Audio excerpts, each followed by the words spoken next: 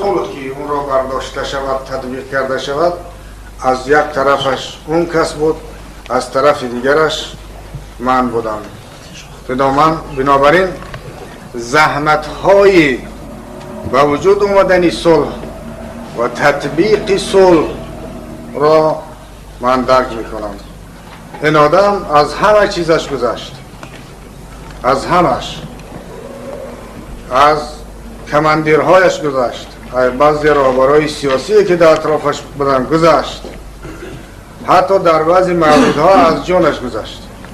من در اون خصده که آقای رحمانوف رفته بود جگر در کار بود و خودگذشتگی باید آدم از جانش میگذشت باید اونجا میرفت. و یا درای تنگی است که کاملا در اختیار ما بود.